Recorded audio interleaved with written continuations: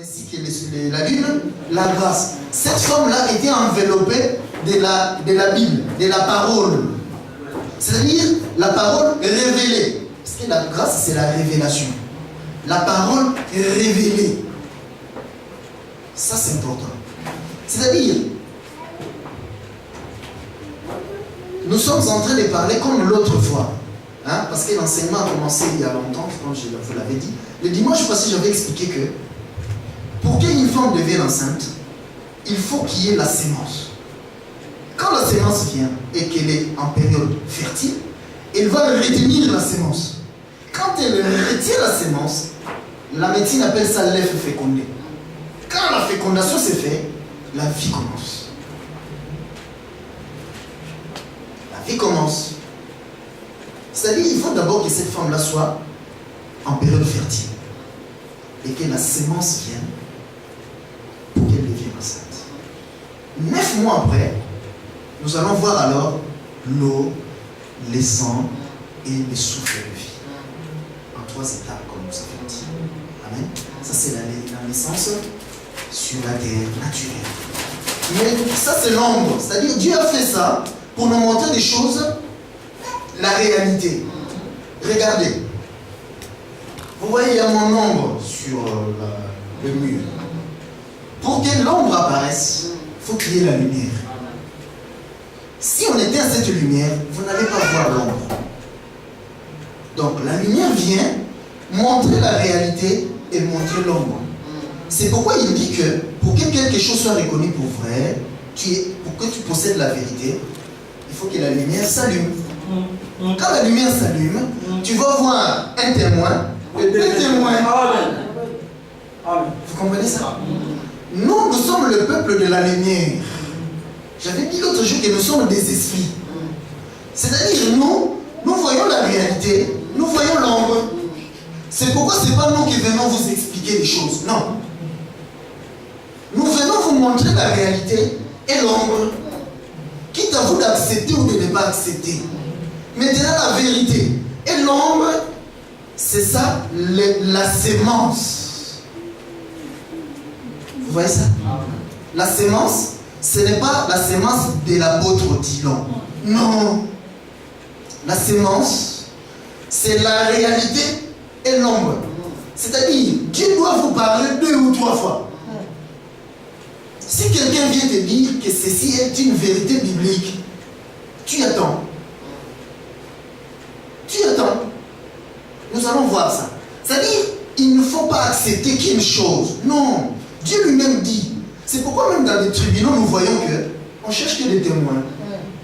Même si ce sont des faux témoins. Mais s'ils sont 2, tu seras condamné. C'est une loi de Dieu. C'est pourquoi, de la même manière que nous naissons spirituellement dans la chair, nous devons aussi naître spirituellement de la même manière pour qu'il y ait un autre témoin. Vous voyez ça? Donc ça, c'est l'ombre. Nous allons alors voir la réalité. Dans la réalité maintenant, avant de parler de la réalité, j'ai souligné une chose le dimanche passé. Que être enceinte, c'est une bonne chose. Hein? Mais faisons attention alors à la sémence. Parce qu'au milieu du jardin d'Éden, nous n'avions pas vu seulement un seul arbre, l'arbre de vie. Non, il y avait 2 arbres. Dieu appelle l'homme, viens. Tu vois cet arbre-là de la connaissance du bien et du mal, n'y touche pas. C'est-à-dire, nous sommes en face alors de 2 sémences. La sémence de l'arbre de vie et la sémence de l'arbre de la connaissance du bien et du mal. J'ai expliqué l'autre jour que le diable, Dieu a témoigné qu'il est le plus risé des animaux dans les jardins. C'est-à-dire, le diable ne peut pas venir te dire, moi je suis le diable. Non. C'est-à-dire, il doit venir déguisé pour te tromper. C'est pourquoi Jésus, l'arbre de vie, il vient par sa sémence. Nous avions dit que c'est la loi et la grâce, c'est la révélation. Il vient par la révélation, donc par la Bible. Mais le diable aussi doit suivre le même chemin, parce qu'il c'était un imitateur. C'est pourquoi l'Écriture dit qu'il rôde comme un lion. Mais ce n'est pas un lion. Maintenant, c'est-à-dire qu'il doit faire pareil, faire croire aussi qu'il est lion. la même apparence. Là, cette apparence-là, ce sont les Écritures. Mais lui, maintenant, quand il vient, il apporte que l'ombre. Parce qu'il n'a pas la réalité. C'est la seule différence. Parce qu'effectivement, l'ombre, c'est un lion. Il tue. C'est pourquoi nous avions dit l'autre jour que quand tu lis les Écritures, la première pensée qui te vient, ça tue. Il faut que maintenant, la lumière de la lune vienne pour que tu voies en fait. Parce que là, la première lumière, la lumière du soleil, tu ne vois pas, tu es ébloui. Comme Paul, Saül, sur le chemin de Damas. Il ne voyait plus. Parce qu'il a vu la lumière du premier jour. Maintenant, il envoie maintenant Ananias. Ananias vient l'ouvrir les yeux. Pour que maintenant il voie la lumière de la lune. Vous voyez ça? C'est-à-dire que quand le diable maintenant vient, tu verras que c'est une sémence. Jésus-Christ est Dieu. Jésus-Christ est le Fils de Dieu. Vous allez le voir avec l'apparence de la piété, avec habillé en noir, avec un truc blanc ici, avec une grosse Bible, toutes les versions. Je suis l'archibishop. Vous comprenez l'apparence? C'est comme ça que le diable peut venir. S'il ne vient pas comme ça, il aura échoué à sa mission. Parce que nous avons dit que c'était un serviteur de Dieu. Sa mission est de ramener les gens en enfer. Ceux qui ne sont pas venus de Dieu. Parce que la sémence provient de quelque part.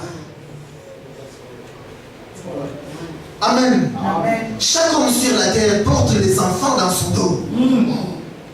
Ils ne viennent pas du marché ou des magasins. Non. Des reins. Et puis il les transmet. Voilà. Et tous ceux qui ne viennent pas des reins de Dieu, ils iront en enfer.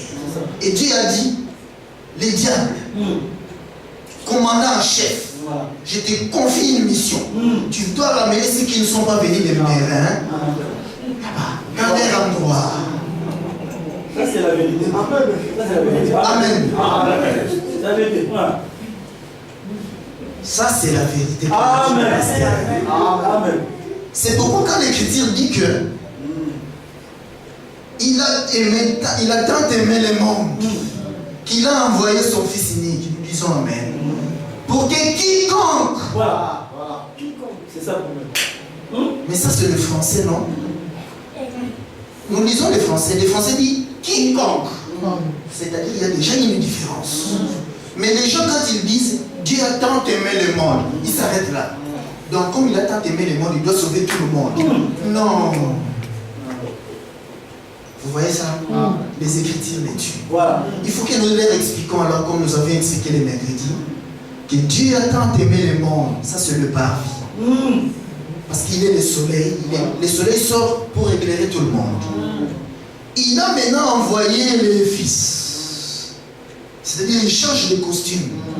Le Fils nous a ramené l'eau et le sang. Et ceux qui croient au Fils, ils obtiennent la vie éternelle. C'est là où nous avions parlé des 3 étapes que Moïse avait fait dans le désert. Quand Dieu lui dit, va construire la tente.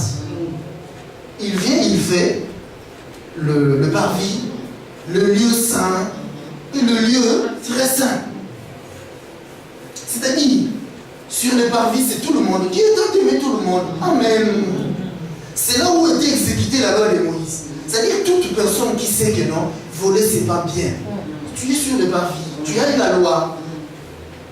Mais les compartiments où il y a le sang, dans ces compartiments-là, il y avait les chandeliers et la table avec les bains. Ça représente un homme, le Fils. Il faut accéder à ces compartiments. Amen. Et tu as la vie. Nous allons lire cela. C'est important. Nous allons prendre Exode. Il y a un bien-aimé qui ne comprenait pas ces choses, qui était étonné. Ces bien-aimés-là, Dieu l'avait fait sortir des eaux. Moïse. Parce que nous avions dit que la première image que Dieu avait, c'était l'eau et la terre. Amen. Rappelez-vous, au commencement. La Bible dit que, au commencement, Dieu créa les cieux et la terre. Et l'Esprit de Dieu se mouvait sur les eaux. Et Dieu dit. Quand Dieu a créé les cieux et la terre, nous allons lire tout à l'heure. Les cieux et la terre. C'est-à-dire, quand il appelle terre, en réalité, c'est l'eau et la terre. Vous voyez ça? C'est l'eau et la terre. C'est-à-dire, la terre dans l'eau. La terre, on ne la voyait pas, elle était dans l'eau. Enveloppée de l'eau.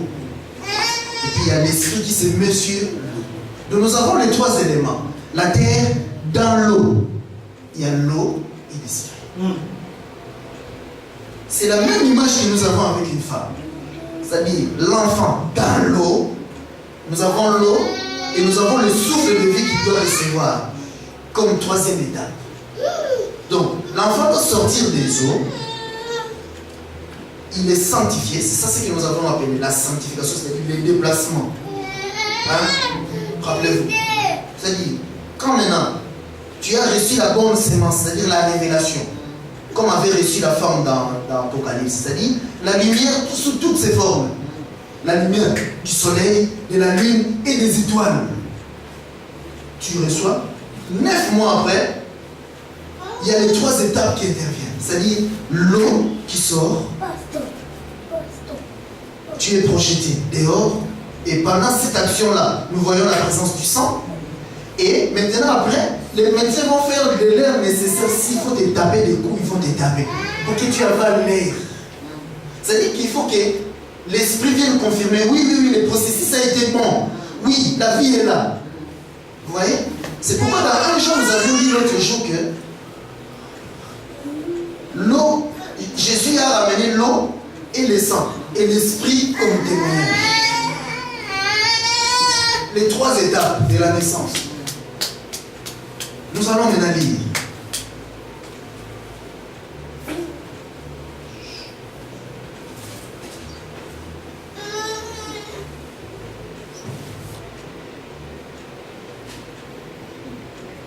Exode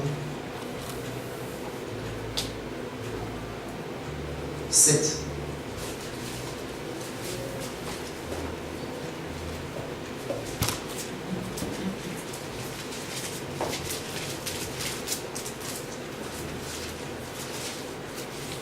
Non, Exode 3, pardon.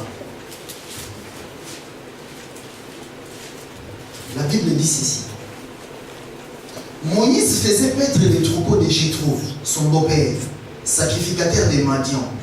Et il mena les troupeaux derrière le désert et vint à la montagne de Dieu à Horeb. L'ange de l'Éternel lui apparut dans une flamme de feu au milieu d'un buisson. Moïse regarda et voici le buisson était tout en feu. Et le buisson ne se consumait pas. Moïse dit, je vais me détourner pour voir quelle est cette grande vision et pourquoi le buisson ne se consume point.